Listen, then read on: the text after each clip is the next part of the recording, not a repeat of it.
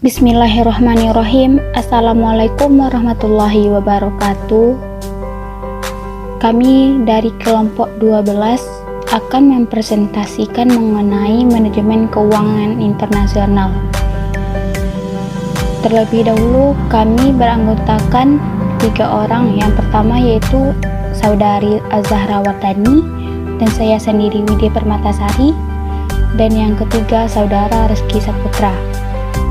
Baiklah, di sini kami akan mempresentasikan 5 poin mengenai manajemen keuangan internasional.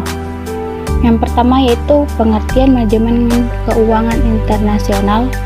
Yang kedua, isu-isu keuangan dalam perdagangan internasional. Yang ketiga, mengidentifikasi dan mengelola risiko nilai tukar.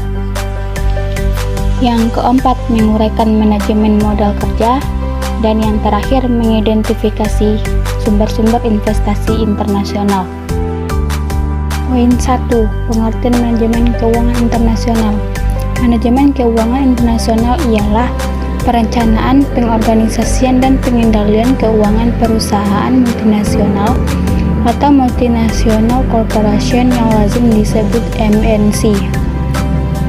Keuangan internasional penting bagi A. Ekspansi perusahaan multinasional atau multinational corporation atau MNC ke negara-negara sedang berkembang atau NSB.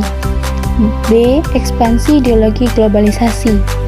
C. Perdagangan internasional, ekspor dan impor.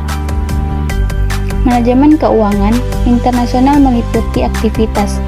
Yang pertama, aliran finansial, yaitu arus masuk modal dan pinjaman. Yang kedua, aliran real, yaitu arus masuk barang, dagangan barang, bahan baku, barang setengah jadi, dan barang jadi. Yang ketiga, aliran budaya, yaitu arus masuk ilmu pengetahuan, teknologi, dan pola pikir dan perilaku. Hakikatnya, manajemen keuangan internasional adalah ekspor kapital, budaya, dan barang dagangan dari negara-negara kapitalis maju ke negara sedang berkembang. Bagi negara sedang berkembang atau NSB, hadirnya MNC adalah merupakan bentuk kolonisasi modern yang dibawa oleh proses globalisasi. Poin yang kedua, isu-isu keuangan dalam perdagangan internasional. Berbagai isu keuangan dalam perdagangan internasional antara lain mata uang yang digunakan untuk bertransaksi, kapan dan bagaimana untuk memeriksa kredit, bentuk-bentuk pembayaran yang digunakan, dan bagaimana mengatur pembiayaan internasional. Berbagai metode pembayaran yang digunakan dalam transaksi internasional meliputi payment in advance, open account, documentary collection, letters of credit, credit cards, and counter trades. Cash in advance memberikan perlindungan kepada eksportir terhadap kemungkinan importir menunda pembayaran. Hal ini dikarenakan karena negara tempat importir berada dalam keadaan tidak kondusif, atau karena karakteristik importir sendiri yang sering lalai dalam melakukan pembayaran. Letter of Credit atau LC ialah suatu surat yang ditandatangani oleh bank atas nama pembeli dan ditujukan kepada penjual. Mengidentifikasi dan mengelola risiko nilai tukar. Mengelola risiko nilai tukar. Risiko nilai tukar adalah risiko yang berkaitan dengan berapa nilai arus kas dasar mata uang negara asal perusahaan induk. Pada saat perusahaan internasional menjalankan usahanya di negara asing, seorang manajer keuangan harus mempertimbangkan kurs-kurs yang berfluktuasi, dan fluktuasi ini menimbulkan risiko-risiko yaitu sebagai berikut. Yang pertama, risiko transaksi yang menyangkut utang piutang dinilai dengan mata uang asing. Pembeli atau peminjam dapat mempercepat atau menunda, bahkan mengubah ketentuan pembayaran agar risiko tersebut teratasi. Salah satu jenis hedging atau cegah risiko yang dapat dilakukan adalah cegah risiko berjangka atau forward hedging yang dilakukan dalam pasar valuta asing dan menyangkut sebuah kontrak. Risiko yang kedua yaitu risiko translasi. yang menyangkut kerugian atau keuntungan yang didapat dari pernyataan kembali atau konversi. Nilai-nilai aset-aset dan kewajiban atau utang piutang yang timbul dari investasi luar negeri dari suatu mata uang ke mata uang lainnya. Seterusnya, naik turunnya nilai mata uang menciptakan risiko nilai tukar mata uang. Ada 3 eksposur nilai yang dihadapi perusahaan internasional antara lain. Yang pertama, eksposur transaksi. Dalam transaksi impor atau ekspor, pihak yang membayar atau menerima mata uang asing di masa depan mengemban risiko bahwa mata uang itu akan berubah nilainya, sehingga dapat merugikan. Risiko ini berasal dari transaksi seperti pembelian dari pemasok asing atau penjualan kepada konsumen asing. Terdapat beberapa metode untuk membeli perlindungan dari risiko-risiko tersebut, antara lain melalui lindungan nilai atau hedging, yaitu mencoba melindungi terhadap risiko kerugian-kerugian akibat fluktuasi nilai tukar mata uang. Yang kedua, exposure netting. Exposure netting adalah menerima dengan posisi terbuka 2 mata uang atau lebih yang dianggap setara satu sama lain, sehingga tidak memerlukan lindungan nilai internal atau eksternal. Ada 2 cara untuk melakukan exposure netting, yaitu yang pertama, kelompok mata uang atau surrey group, dan yang kedua, gabungan dari mata uang yang kuat dan mata uang yang lemah. Yang ketiga adalah exposure translasi. Translasi exposure adalah dampak fluktuasi nilai tukar pada laporan keuangan konsolidasi yang mengubah nilai anak perusahaan luar negeri jika diukur dalam mata uang induk perusahaan. Jika nilai tukar adalah tetap, maka translation exposure tidak akan terjadi, karena exposure translasi muncul karena kebutuhan untuk menggabungkan laporan keuangan ke dalam mata uang yang sama. Maka ia sering disebut accounting exposure. Yang keempat adalah exposure ekonomi. Exposure ekonomi yaitu dampak perubahan nilai tukar yang tidak diantisipasi pada nilai operasi perusahaan. Manajemen modal kerja. Manajemen modal kerja terdiri dari 2 unsur, yakni aktiva dan kewajiban lancar. Dalam dunia akuntansi, manajemen modal kerja adalah suatu strategi dalam memelihara tingkat keseimbangan aset lancar dan juga kewajiban lancar, seperti mengelola arus kas, persediaan, serta utang dan piutang perusahaan.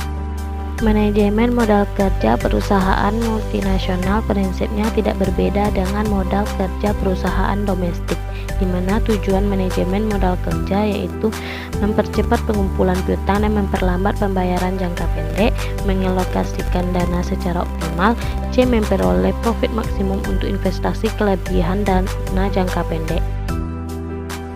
Dalam hal pengumpulan modal, hal yang harus dipertimbangkan untuk mengambil keputusan adalah 1. Dalam mata uang apa modal akan dihimpun. 2. Perkiraan jangka panjang mengenai kekuatan dan kelemahan mata uang itu.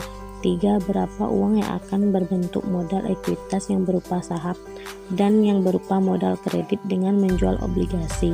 4. Jika keputusan harus menggunakan salah satu pasar modal dunia, maka harus dicari pasar yang dapat dicapai dengan biaya terendah.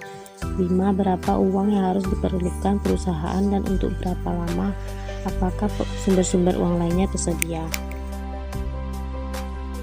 Tujuan dilakukannya modal kerja adalah agar suatu bisnis bisa mengelola aset lancar dan utang lancar, sehingga bisa memperoleh modal kerja atau neto yang lebih baik dan menjamin tingkat likuiditas pada suatu bisnis. Konsep-konsep modal kerja yaitu 1. Konsep kuantitatif. Konsep kuantitatif pada manajemen modal kerja adalah pada kuantitas ataupun jumlah biaya yang terdapat di dalam unsur aktiva lancar. Aktiva lancar juga mempunyai dana yang berputar kembali dalam waktu yang cenderung lebih pendek ataupun dalam bentuk semulanya. Jadi modal kerja dalam konsep kuantitatif adalah seluruh jumlah dari aktiva lancar milik perusahaan. Modal kerja dalam makna ini juga dikenal dengan modal kerja bruto. 2. Konsep kualitatif.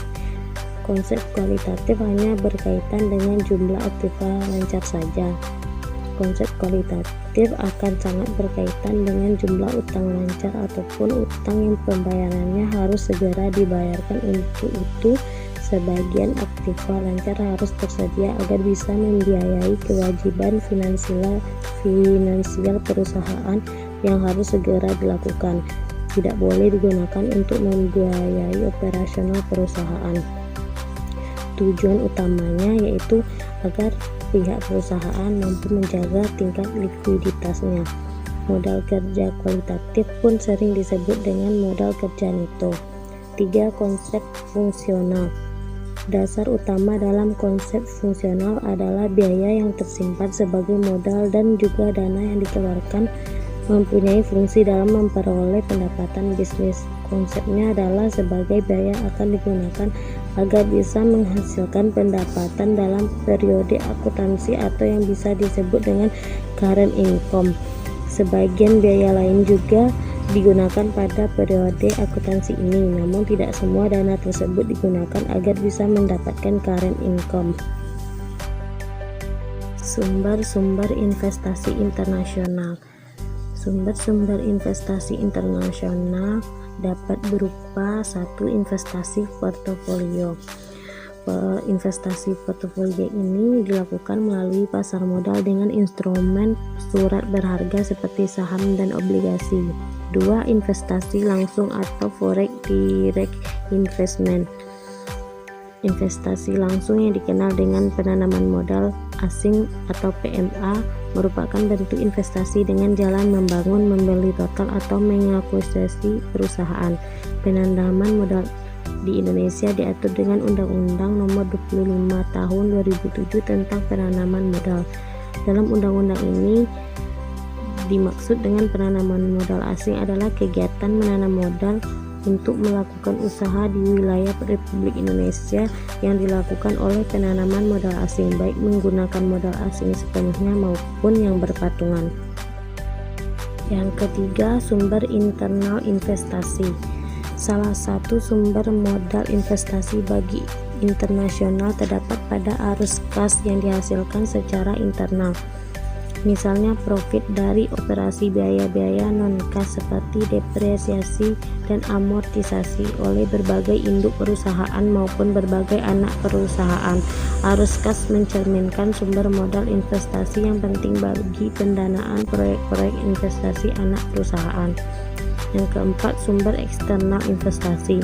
Sumber-sumber eksternal seperti bangkit investasi, perusahaan sekuritas dapat membantu perusahaan internasional memperoleh modal untuk membiayai proyek investasinya. Perusahaan multinasional juga dapat memperoleh pinjaman jangka panjang dalam bentuk obligasi dan negeri, obligasi luar negeri, dan obligasi euro. Pasar swap merupakan pasar di mana dua perusahaan bisa mempertukarkan obligasi mereka. Selanjutnya studi kasus. Pertanyaan: apakah perusahaan multi internasional dan perusahaan go public harus menerapkan IFRS? Jelaskan alasannya. Jawabannya adalah perusahaan go public dan multi internasional di Indonesia diwajibkan untuk menerapkan standar akuntansi yang konvergen dengan IFRS untuk menyusun laporan keuangan pada atau setelah 1 Januari 2012. Indonesia melakukan konvergensi IFRS secara bertahap sejak tahun 2008 hingga tahun 2011. Dengan target terhadap pertama penerapan IFRS dapat diselesaikan pada tahun 2012. Tahap-tahap tersebut terdiri dari tahap adopsi pada tahun 2008 hingga tahun 2010, tahap persiapan akhir yang dilaksanakan selama tahun 2011, dan tahap pengimplementasian PSAK berbasis IFRS serta dilakukan evaluasi secara komprehensif mulai tahun 2012. Baiklah, terima kasih kepada Ibu dan teman-teman yang telah menonton video presentasi kami mengenai manajemen keuangan internasional. Apabila ada kesalahan kata mohon dimaafkan. Kami sudahi, wabillahi taufiq wal hidayah. Wassalamualaikum warahmatullahi wabarakatuh.